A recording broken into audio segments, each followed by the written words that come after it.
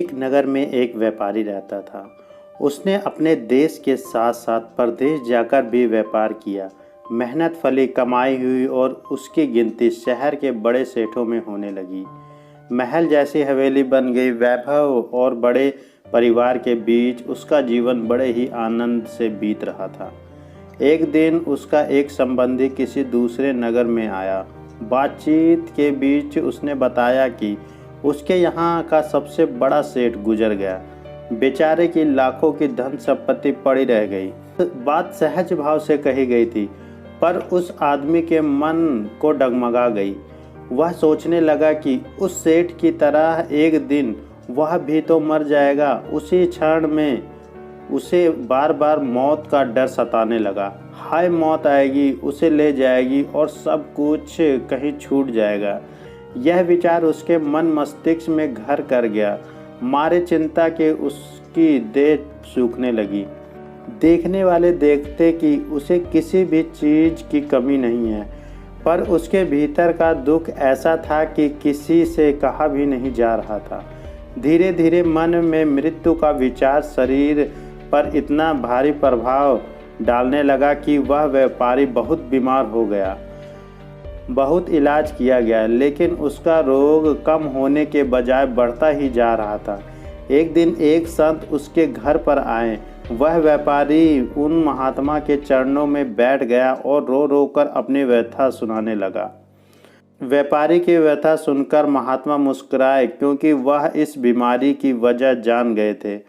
उन्होंने कहा, तुम्हारे रोग का इलाज तो बहुत आसान है। उस आदमी के खोए प्राण मानो लौट आए। अधीर होकर उसने पूछा, स्वामी जी, वह इलाज क्या है? महात्मा ने कहा, देखो, अगले 7 दिनों तक तुम्हें एक मंत्र का जाप करना होगा। जीवन एक अनमोल उपहार है और मैं इसे हर पल जीऊँगा।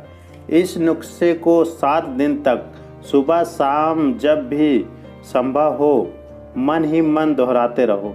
जितना ज़्यादा इसे दोहराओगे उतना जल्दी ठीक होते जाओगे। मैं अगले सप्ताह फिर मिलने आऊँगा। 7 दिन के बाद जब वह संत वहाँ आए तो देखते हैं कि उस आदमी के चेहरे की रंगत और आभा ही बदल गई थी और वह आनंद में झूम रहा था। संत को देखकर वह दौड़ा और उनके चरणों में गिरकर बोला, महाराज, आपने मुझे बचा लिया। आपके मंत्र ने मुझ पर जादू सा कर दिया। मैंने समझ लिया, जिस दिन मौत आएगी उसी दिन मरूंगा। उससे पहले हर पल सिर्फ जीऊंगा। आपके नुस्खे में तो जादू था। महात्मा हंस पड़े और उन्होंने कहा कि जादू तो हमारे विचारों में होते हैं।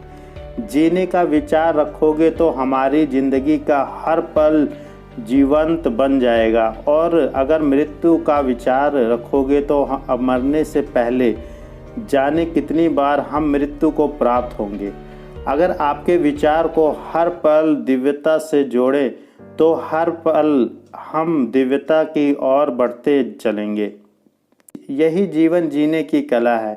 हमारे विचार ही हमारे नियति का निर्माण करते हैं।